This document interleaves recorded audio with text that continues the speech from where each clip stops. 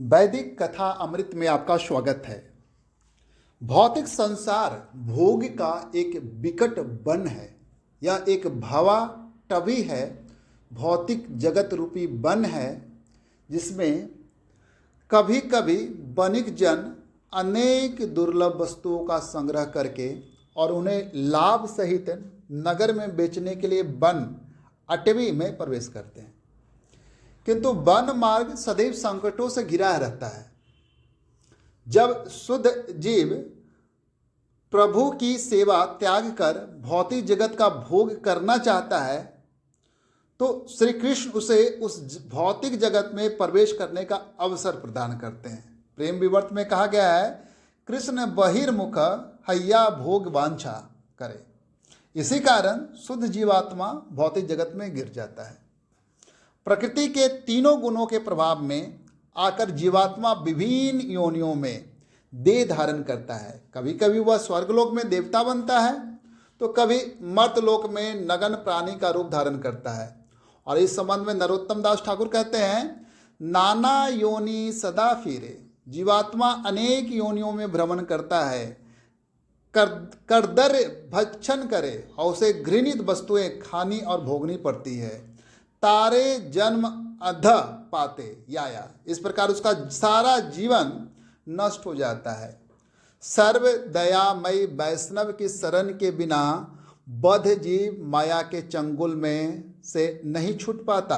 जैसा भगवत गीता में कहा गया है, जीवात्मा अपने मन तथा पंच ज्ञानेंद्रियों द्वारा भौतिक जीवन प्रारंभ करता है और इन्हीं के बल पर वह अपने अस्तित्व के लिए इस भौतिक जगत में संघर्ष करता है।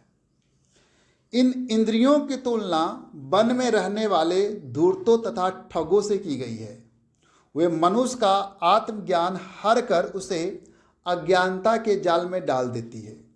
इस तरह इंद्रियां धूर्तों तथा ठगों के तुल्य है, जो उसके आत्मज्ञान को लूट लेती है और इनके अतिरिक्त सारे कुटुंबी, पत्नी तथा संतानें वन के खूंखार पशुओं के तुल्य है।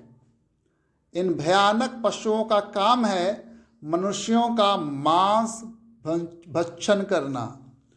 जीवात्मा इन सिंगालों तथा लोमरियों, पत्नी तथा संतान स्वरूप को अपने ऊपर आक्रमण करने देता है और इस प्रकार उसका वास्तविक आध्यात्मिक जीवन समाप्त हो जाता है।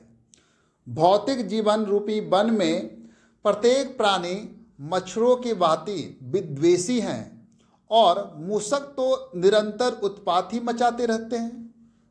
इस भौतिक जगत में प्रत्येक प्राणी अनेक अप्रिय परिस्थितियों में जा पहुंचता है और ईर्ष्यालु व्यक्तियों तथा उत्पाती पशुओं से घिरा रहता है। फलस्वरूप जीवात्मा इनसे सतत लूटा जाता है और अन्य जीवात्माओं द्वारा दंशित होता रहता है। इतने व्यवधानों के बाद भी वह गृहस्थ आश्रम को नहीं छोड़ता चाहता और भविष्य में सुखी रहने के प्रयास में सकाम कर्म करता रहता है। इस प्रकार वह कर्म फलों में अधिकाधिक फंसता जाता है और कुकृत करने के लिए बाध्य हो जाता है। उसके प्रत्यक्ष साक्षी होते हैं दिन में सूर्य तथा रात्रि में चंद्रमा। देवतागण भी देखते रहते हैं, किंतु बद्ध जीव सोचता है कि इंद्रिय तृप्ति के उसके सारे प्रयासों को कोई नहीं देख रहा है।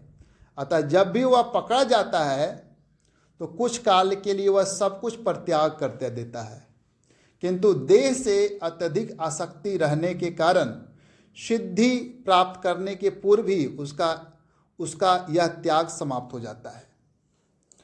इस भौतिक जगत में अनेक ईर्ष्यालु व्यक्ति हैं।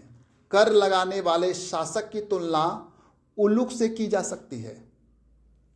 अप्रिय झंकार करते अदृश्य झिंगुर भी विद्वान हैं।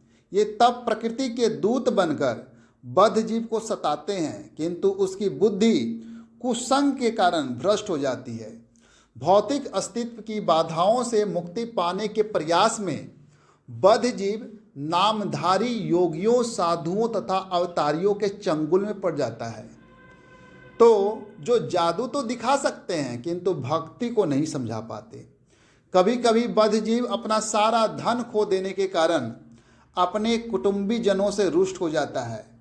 इस भौतिक जगत में बद्धजीव को रंच मात्र भी सुख नहीं है, किंतु वह जन्म जन्मांतर इसी की कामना करता है। राज कर्मचारी नरभक्षी असुरों की तरह हैं, जो राज्य के संरक्षण के लिए प्रचुर कर लगाते हैं। कठोर श्रम करने वाला बद्धजीव इन भारी करों से अत्यंत दुखी रहता है। सकाम कर्मों का मार्ग दुर्लभ पर्वतों की ओर जाता है। बद्धजीव कभी कभी इन पर्वतों को लांघना तो चाहता है, किंतु वह कभी सफल नहीं हो पाता। फलतः वह अधिक संतप्त एवं निराश हो उठता है। भौतिक रूप से तथा आर्थिक रूप से संत्रस्त होकर बद्धजीव वृथा ही अपने परिवार को प्रताड़ित करता रहता है। भौतिक दृष्टि से 4 प्रमुख आवश्यकताएं होती हैं, जिनमें से नींद की तुलना अजगर से की गई है। नींद आने पर बद्धजीव अपने मूल अस्तित्व को पूरी तरह भूल जाता है और भौतिक जीवन की यातनाओं का अनुभव नहीं कर पाता। कभी कभी धन की आवश्यकता होने पर बद्धजीव चोरी और ठगी करता है, भले ही वह आध्यात्मिक उन्नति के लिए ऊपर ऊपर भक्तों की संगति क्यों न करे। उसका एकमात्र व्यापार माया के चंगुल से छूटना होना चाहिए, किंतु सही निर्देश के अभाव में वह भौतिक कार्यों में अधिकाधिक उलझता जाता है। यह भौतिक जगत मात्र उलझन है और सुख दुख राग द्वेष तथा शत्रुओं जैसी यातनाओं से भरा हुआ है। तात्पर्य है कि यह जगत यातना एवं दुख से परिपूर्ण है। जब व्यक्ति पत्नी में आसक्ति और कामाचार में लिप्त रहने के कारण ज्ञान खो देता है, तो उसकी समग्र चेतना दूषित हो जाती है। वह केवल स्त्री संग की बातें सोचता रहता है। काल तो सर्प के समान प्रत्येक प्राणी का प्राण लेता है, चाहे वह ब्रह्मा हो या एक नन्ही चींटी।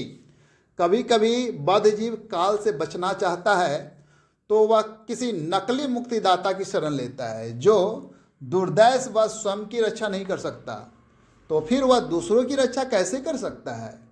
ऐसे नकली मुक्तिदाता योग ब्राह्मणों तथा वैदिक साधनों से प्राप्त प्रमाणिक ज्ञान की परवाह नहीं करते।